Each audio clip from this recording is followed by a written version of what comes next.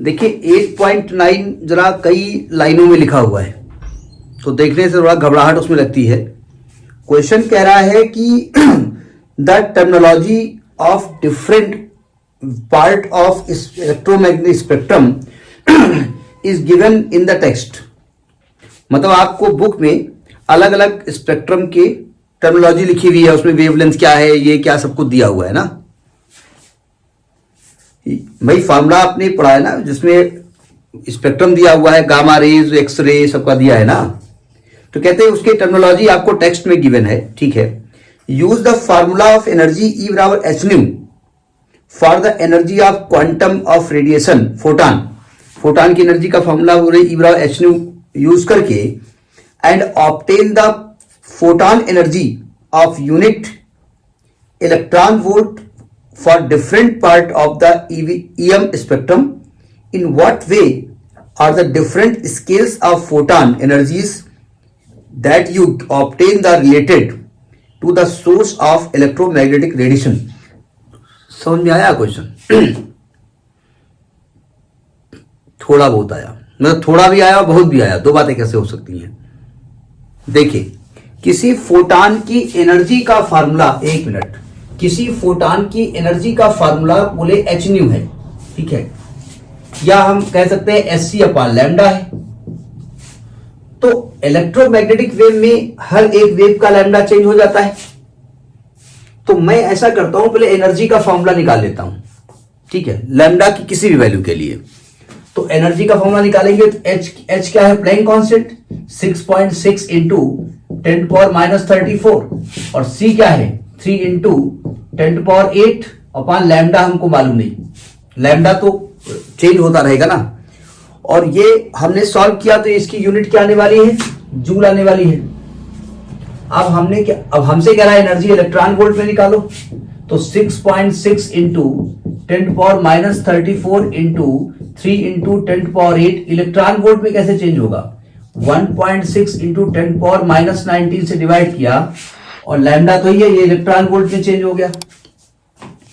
जब इसको हमने कैलकुलेट किया तो आ गया 1.24 इंटू 10⁻⁻6 अपान लैम्डा इलेक्ट्रॉन वोल्ट। ये कैलकुलेशन चेक कर लीजिएगा, ये एनर्जी का फॉर्मूला हमने निकाल दिया, ठीक है। अब ये कह रहे हैं कि भाई ये एनर्जी का फॉर्मूला आप डिफरेंट जो स्पेक्ट्रम में वेवलेंथ है उनके लिए निकालो। मतलब ये एनर्जी का फॉर्मूला हम फिलहाल ऊपर लिखे दे रहे हैं। ये वैल्यू जो निकल के आई है, ये निकल के आई है 1.24 इंटू 10⁻⁻6 अपान लैम्डा इलेक्ट्रॉन वोल्ट। तो कहते हैं जो स्पेक्ट्रम में जो भी वेवलेंथ है उनके लिए अलग अलग वेवलेंथ के लिए एनर्जी बताओ। तो अब आप शुरू हो जाओ, अब कौन कौन सी वेव है। अब देखो एक दिक्कत यहां पर आई, दिक्कत यह आई है कि वेवलेंथ की एक रेंज होती है ना। एग्जैक्ट वेवलेंथ तो है नहीं, एक रेंज है, यहां से यहां तक ये होगी।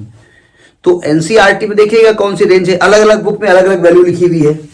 तो जैसे हम पहले निकालना चाहते हैं गामा रेज के लिए, सबसे ज्यादा वेवलेंथ किसकी होती है, रेडियो की, सबसे कम गामा की होती है।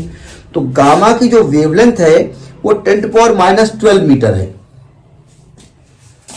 जो लैम्डा है वो 10⁻12 मीटर है। नहीं, अब वो एक वैल्यू अप्रोक्सीमेट दी हुई होगी, अगर गामा की लिखेंगे तो 10⁻15 भी लिखी होगी कहीं, यहां से यहां तक है। तो जो नैनोमीटर है ना, तो मीटर में मैं लिख रहा हूं, तो -9 से मल्टीप्लाई को 10⁻12 के आसपास हो जाएगी ना। तो जब लैम्डा रखोगे तो इसकी एनर्जी क्या निकलने वाली है, 1.24 इंटू 10⁻6 डिवाइडेड बाय 10⁻12, इसको ऊपर ले जाओ तो 1.24 इंटू 10⁻6 इलेक्ट्रॉन वोल्ट निकल आई एनर्जी। यही वो चाहते हैं आपसे, नहीं समझे। इसी प्रकार से मान लिया दूसरी रे हम लेते हैं, गामा के ऊपर कौन होता है, एक्सरे, एग्जाम्पल ऑफ एक्सरे होता है। तो एक्सरे की जो वेवलेंथ है वो हम लिख रहे हैं 10⁻10। तो ये रख देंगे उठा के यहां पर, तो ये 1.24 into 10⁻6 upon 10⁻10 is equal to 1.24 into 10⁻ 4 ये इलेक्ट्रॉन वोल्ट निकलेगा। ठीक है, इसी प्रकार से तीसरा मान ले यूवी रेस, यूवी के लिए लैम्डा की वैल्यू जो है वो है 3 इंटू 10⁻7, नहीं वो अप्रोक्सीमेट है, यहां जो बुक में लिखा वो लिख रहे हैं -7, ये लिख लोगे आप। ठीक है, इसके ऊपर आप लिखेंगे विजिबल लाइट, विजिबल के लिए जो लैम्डा है वो है आपका 5 इंटू 10⁻7, 5 इंटू 10⁻7। विजिबल के ऊपर है इंफ्रारेड, हम सबकी वैल्यू लिखे कर रहे हैं। इंफ्रारेड के लिए जो लैम्डा है वो इसमें लिखा है 3 इंटू 10⁻5, 3 इंटू अप्रोक्सीमेट वैल्यू है मीटर। इसके ऊपर है माइक्रोवेव, माइक्रोवेव के लिए लैम्डा है 3 इंटू 10⁻3। और अगला है लास्ट में क्या, radio wave 1 metre, radio wave के लिए लैम्डा है 1 मीटर। अब सबके लिए लैम्डा रख दो और सबके लिए एनर्जी के वैल्यू निकालो अलग अलग, समझ में आई बात नहीं आई? तो ये आपका ये 8.9 क्वेश्चन नंबर है, ये रख करके देख लीजिएगा। ये वैल्यू डिफर कर सकती है, एग्जाम में आएगा तो वो हो सकता है आपको रेंज दे भी दे, हो सकता है रेंज ना भी दे।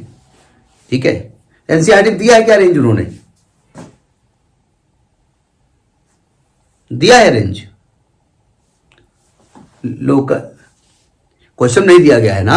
हाँ, तो क्वेश्चन नहीं दिया गया होगा तो बुक में दिया रहता है, बुक में सॉरी क्वेश्चन में दे सकते हैं वो। ठीक है, और नहीं देंगे तो उसकी आप रेंज को आपको याद रखना पड़ेगा। ठीक है, तो दिस इज क्वेश्चन नंबर 8.9। ठीक है।